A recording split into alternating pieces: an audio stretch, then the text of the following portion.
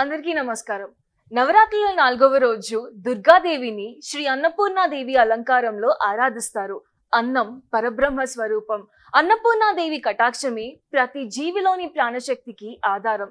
అయితే మన దేశంలో ఒకప్పుడు ఆహారం కోసం విదేశాలపై ఆధారపడాల్సిన పరిస్థితి వచ్చింది.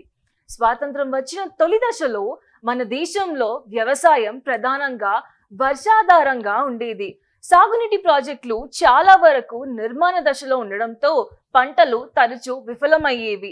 దీనికి తోడు 1961లో చైనా యుద్ధం, 1965లో పాకిస్తాన్ యుద్ధం రావడంతో ఆహార సమస్య మరింత తీవ్రమైంది. ఈ కఠిన పరిస్థితుల్లోనే అప్పటి ప్రధానమంత్రి లాల్ బహదూర్ శాస్త్రి గారు జై జవాన్ జై కిసాన్ అనే నినాదాన్ని ఇచ్చి రైతుల యొక్క ప్రాముఖ్యతను స్పష్టంగా తెలియజేశారు. దీంతో పాటు భారత వ్యవసాయంలో ఒక విప్లవాత్మక మార్పుకు నాంది పలికారు. అదే హరిత విప్లవం.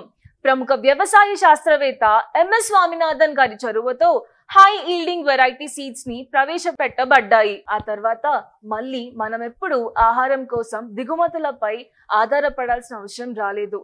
అన్నపూర్ణాదేవి కేవలం ఆధ్యాత్మికతకే కాకుండా అన్నదానం మహాదానం అనే సత్యాన్ని గుర్తు చేస్తుంది.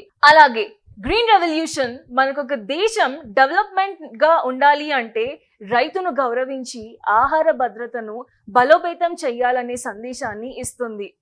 Abhiram IAS academy wishes you happy 4th day of Navaratri. Thank you.